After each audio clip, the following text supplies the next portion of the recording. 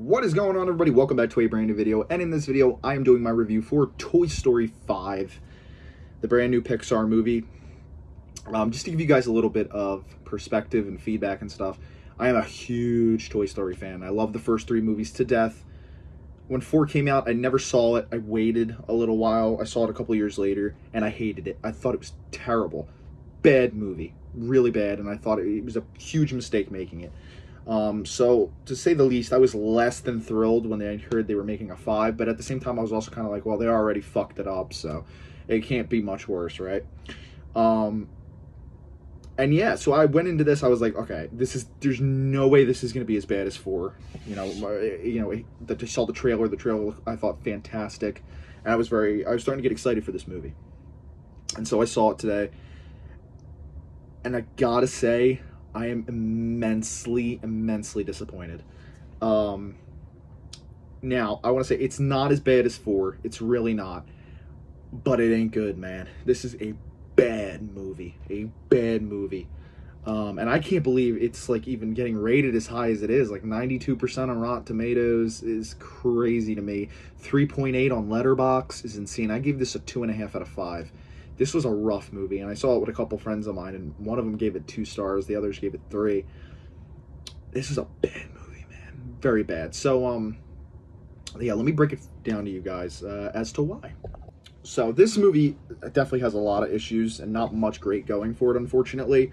But I think my biggest problem with this movie is how unfocused the story feels and how kind of sloppy it feels. You know, the film has this, like, tendency to really like change in pacing, and like especially in the beginning, where you start off in the beginning and you meet all the 50 buzzes on this island, and you get reacquainted with all the toys, and then they're there with Bonnie, and then she gets the lily pad and it starts taking over the house or whatever, and Bonnie gets into the scenario where she gets invited to the sleepover through the lily pad, and then Jessie follows her there. She's kind of just monitoring Jessie and trying to get her to make friends. But again, they're all just obsessed with tablets. It's all about tech and how tech's taking over. And it's just, in a way, it's kind of rehashing Toy Story 3 again. Because it's really just about her growing up and moving on from the toys, which is something we've already covered in fucking 3. It's the same thing with 2. 2 was about trying to rescue this lost toy. And then, in 4... they did the same thing, it's rescuing a lost toy. In 2, Woody was the lost toy, and it was about rescuing him. In 4, it's Forky, it's just, we keep doing this thing over and over. And so, again, this is copies 3. It's really about them just growing out of toys. And so the movie's moving really fast. It passes the sleepover. Again, it's just moving and moving and moving. And while she's at the sleepover, Jessie has to put in toy mode because there's an old woman walking by, and she sees that which is, again, here we go again with Toy Story breaking the canon. Toy Story 4 did the same thing with a lot of things, breaking canon.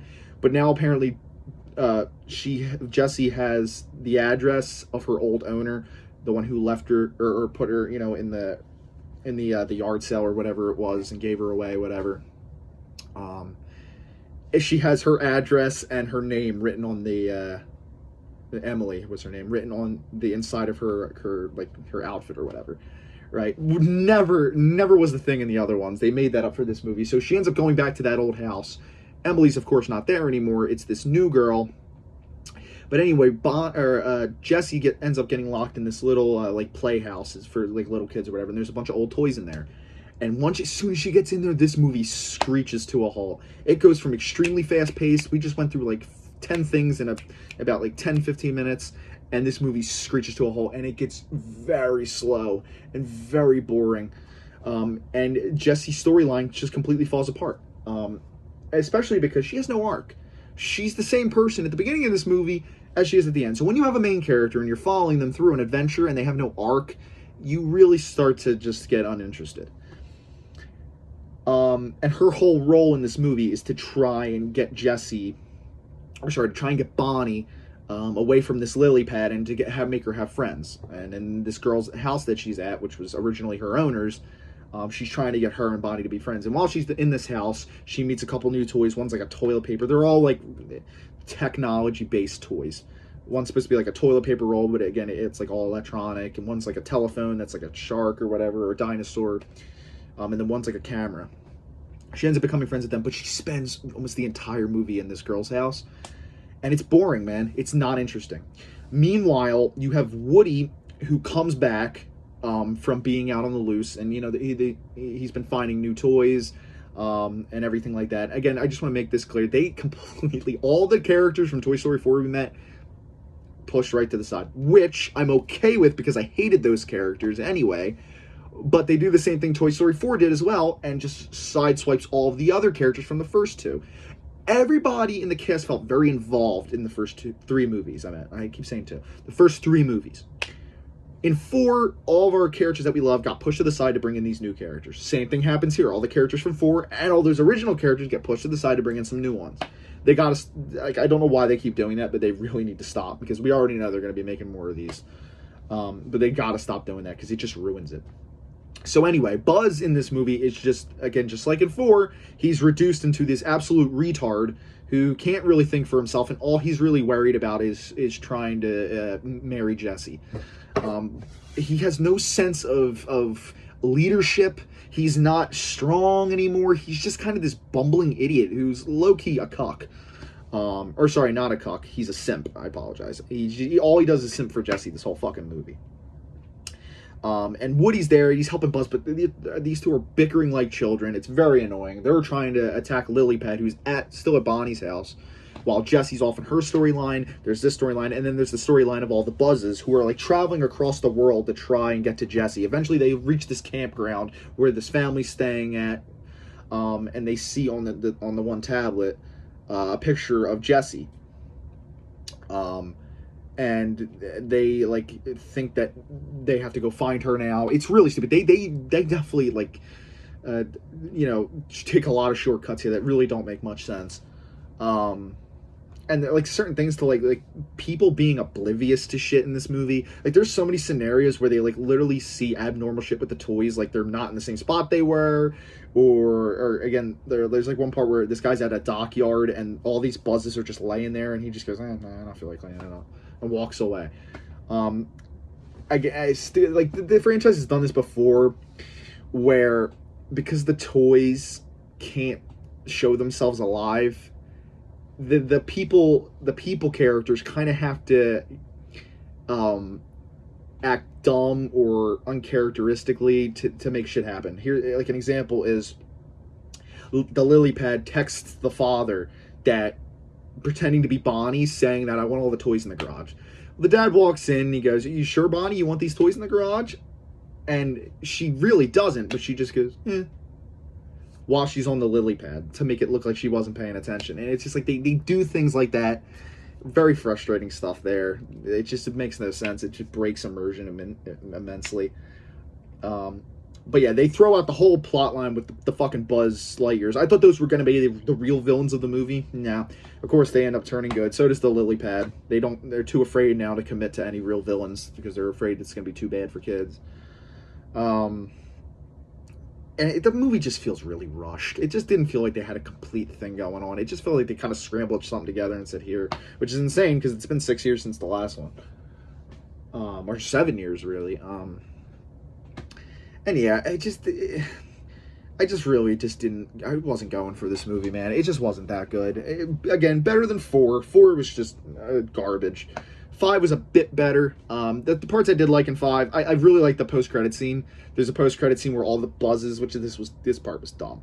All the Buzzes can actually fly in this. They're like one of those toys. The wings pop out and they break into like 4 pieces, so it's like 2 and then 2, and they have like the little propellers on them and they can fly now and stuff. And in the post-credit scene, they fly down onto this playground. And, they all get they all get Buzzes because there's like 50 of them. So all these kids are playing with Buzz Lightyears, but the one kid opens his backpack and pulls out a Zurg figure, and it turns on, and it just says, "Destroy Buzz Lightyear." I thought that was pretty cool. There's some Star Wars references in here. Like, at one point, Buzz says, "Search your feelings, you know it to be true." And then he tells all the other Buzzes that Zurg's their father, and they all go, "No!" Like, Darth Vader. And I did like the scene where you found out that they actually could fly. They're in the back of a truck and they're trying to rescue the lily pad who's trying to give herself away because she feels bad. And that again, like how I just described it, their wings pop out, whatever, they can fly, and they recreate the scene from the ending of the first movie. And Woody and Buzz look at it and they say, "This isn't flying, this is falling with style," and it has that theme song playing in the background. That gave me some goosebumps. That was the only thing in this movie that actually made me feel something. It gave me this great sense of nostalgia, and it just made me remember back to that first movie, which I love so fucking much. So that was great. I liked the beginning, again, with Buzz on the island, and it's all a bunch of buzzes. I thought that was cool. There was some good-looking movie. There's one shot. It was in the trailer. Fantastic shot. One of the coolest shots I've ever seen in Toy Story. They're in the water, and you see all these lights in the water. It's just kind of like this. It just takes one shape.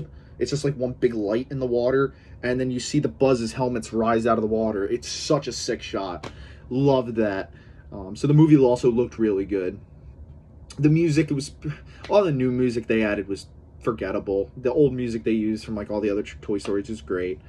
And yeah, man, it was really a bummer of a movie. It was very very big letdown. Definitely the second biggest disappointment of the year. First is still Scream 7.